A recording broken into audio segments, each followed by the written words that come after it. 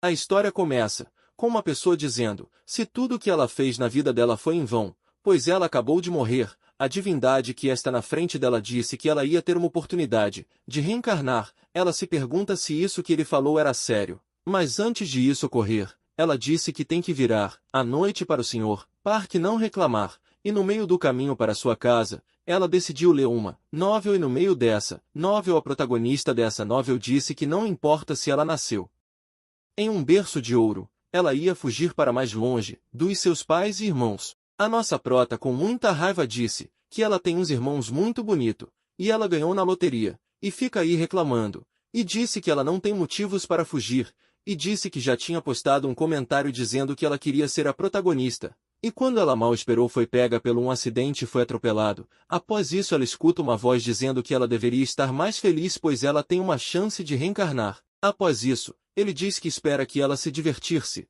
pois ela vai reencarnar em um mundo de novéis, que tem principalmente histórias de romance e fantasia. A prota fica muito chocada ao saber que tem um mundo de romances, pois ela gosta muito de mangá. A divindade diz, se perguntando por que ela não quer ir para um mundo criado, só para você. Ela responde dizendo uma simples palavra, não. Ela fala que, quem é que quer ir para um mundo criado por louco, viciado em rofa? Ele responde dizendo que ela tinha acabado de comentar, dizendo que queria ser a protagonista de uma novel de romance. Ela se pergunta por que ele estava dando uma chance de reencarnar tão fácil assim? Ele responde dizendo que ela tinha comentado, em todos os romances criados por Afanes, ele fala que ela sempre deu muitos conselhos às protagonistas, e falou que se ela isse para o mundo de Afanes, seria muito bom, e fala que esse anjo é muito estranho, e falou que daria 0 estrelas para esse mundo idiota. Mas a divindade diz que a dúvidas dela já foi respondida, e diz se ela ia querer ou não. Ela fala que se ela realmente morreu ela não tinha nada a perder, só que ela ficou com medo pois achou que podia reencarnar, como uma escrava, ou como uma vilã sem seu pescoço no lugar, ou uma figurante que tem o trabalho de fazer os protagonistas parecer legais. Foi o que a nossa prota pensou, só que ela disse que nunca ia conseguir sobreviver em um mundo de Rofan, e ela disse que não quer só reencarnar em um mundo de Rofan. A divindade falou se perguntando, o que ela queria então, ela pensando. Disse que ela tinha comentado que queria nascer em um berço de ouro, e que reencarnasse com pais e irmãos. Muito bonito. O anjo disse que ela é muito exigente. O anjo falou que ia fazer o que ela pediu, só que ela também falou que quer uma família que a ama tanto, que daria sua própria vida para salvá-la. Ele disse que tem poucos romances assim. Ela disse que se precipitou na escolha. Ele então se pergunta se ela ia querer reencarnar mesmo na sorte ou o quê. Só que ela fala se perguntando se por acaso as protas têm habilidades especiais. Ele sem paciência disse que ele ia dar poderes para ela. Ela ficou pensando que ia dar irmãos bonitos. E ia também dar poderes. Ela disse que mesmo ela não sendo um exemplo de pessoa boa, ao longo da vida dela, mesmo assim ela sofreu. Disse a prota. Novamente sem paciência ele se pergunta. E aí ela falou que aceita reencarnar, só que de repente, ele diz que o contrato dela foi feito. Ela falou, contrato isso não é algo que um anjo diria. Até ela raciocinou e percebeu que era um demônio. Ela grita dizendo, para cancelar o contrato. Ele diz que o contrato já foi selado. Ela com muito medo se pergunta que habilidade ela vai ter. Ele responde dizendo que é uma habilidade que combina muito com você que seria a prota. Só que ela se pergunta, dizendo que se ela não saber usar a habilidade dela, ela iria morrer. Só que depois de alguns segundos, aparece uma visão de um castelo, e dentro do castelo aparece criança limpando o castelo e a nossa prota com muita raiva. Ela diz que o pai dela, bonitão, foi comprar cigarro, e o irmão dela, gato, não existe, e ainda se pergunta, na mente, aonde está o berço de ouro? Isso não é nem um berço de madeira, é berço de poeira, disse a prota. Ela falou que não deveria ter reencarnado, só que quando ela mal esperou apareceu um homem, dizendo que ela é muito preguiçosa. Que nem a mãe dela, ele chute o balde dizendo que o salão não está limpo direito. Ela pediu muitas vezes desculpas para o tio dela, ele grita dizendo que ela não é considerada a sobrinha dele. Ele diz para ela saber seu lugar e por causa disso, o pai dela a deixou, só que ele disse que duvida ela ser a verdadeira filha do duque. Só que alguns dias antes de seu pai te abandonar, ele obrigou ela a limpar o salão inteiro, só que aparece uma garota que se chama Clatier, só que ela chamou ele de pai, sendo que ela é a prima da prota. E se esse for um mangá de romance, a Cloutier, seria a protagonista provavelmente, e infelizmente, a Prota não é a protagonista deste romance. Depois aparece uma outra cena de seu pai falando para Cloutier, não vim aqui. Só que ela responde dizendo que não pode tratar uma criança assim. Ele fala que só estava tentando cuidar dela. Ela fala respondendo, que daqui a pouco será o aniversário dela. E nisso ele se diz que foi por isso que mandou a Prota limpar o salão. Ela fala que não precisa para seu aniversário em um salão grande. Ele responde falando que é um máximo, que ele pode para sua filha querida. Ela fala que ele está mimando muito ela. Ela vai até a Prota, falando se ela está bem. Ela diz para ela se animar, e depois sai dizendo pro seu pai, que seus sapatos está sujo de lama. E ele responde dizendo que vai comprar um novo. Após isso a Prota começa a chorar, e disse para ela mesma esfregar, mais rápido para terminar mais cedo.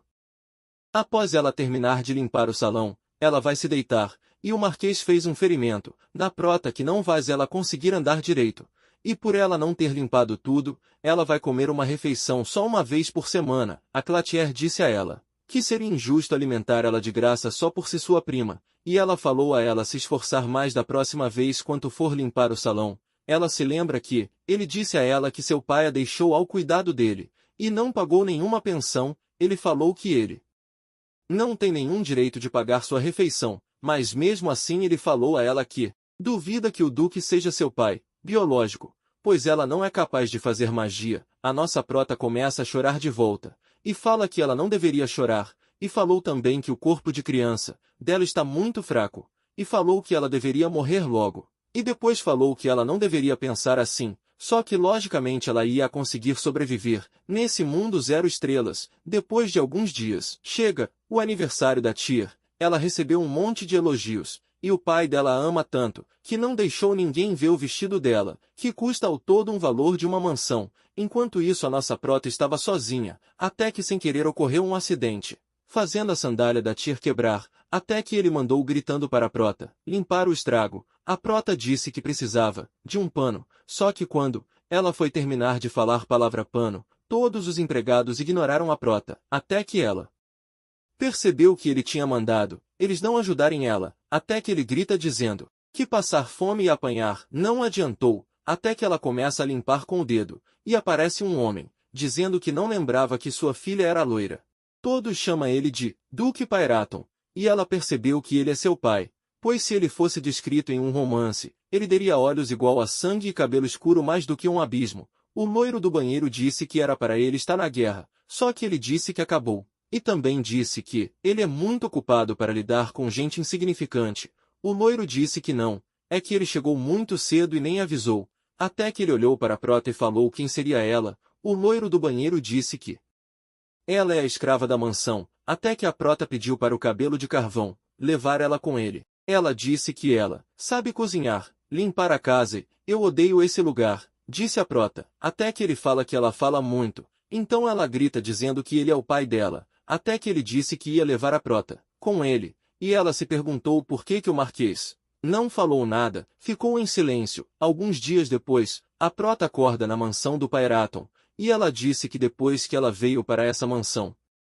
ela não sente dor ao caminhar, e está comendo muito, e é claro saudavelmente, mas infelizmente ela não conseguiu ver o Duque mais, mas ela disse que ela tem que conhecer melhor o Duque, justo, guardião, pacífico, é tudo que ele não é. Ela achou que ele seria um vilão. Existe 2 tipos de vilão em um romance, um vilão igual o Marquês da Arenca, e um vilão frio, sombrio e tirano. E disse que sempre lá no fundo eles são gentis. Ela falou que se ela seguir o fluxo, o Duque deve ser a segunda opção.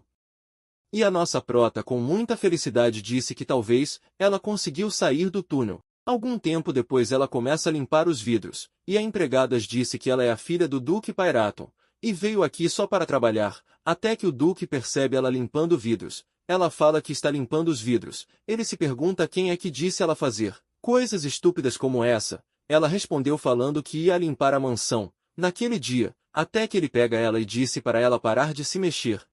Então ela achou que ia atacar ela no lixo, só que quando ela percebeu, tinha um banquete na frente dela, e o Duque mandou ela comer, então ela comeu só um pouquinho. Então ele se pergunta se é só isso que ela consegue comer. Ela falou que o estômago dela ia explodir. Ele disse que se por acaso ela não comer ele iria matar ela. ela disse que é impossível comer mais do que isso, até que uma empregada disse que ela é nova, se ela comer muito ela pode sentir muitas dores, até que ele disse que ela seria empregada da Prota e que ela era responsável por cuidar dela. A Prota fica muito feliz por ter uma empregada só para ela. Ele perguntou se ela não aguenta comer mais. Ela balançou a cabeça dizendo que realmente não consegue comer mais.